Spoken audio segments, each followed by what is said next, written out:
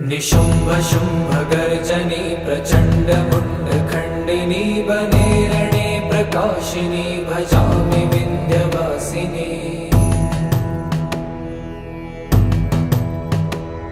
त्रिशूलमुण्डधारिणी धराविघातहारिणी गृहे गृहे निवासिनी भजामि विन्ध्यवासिनी।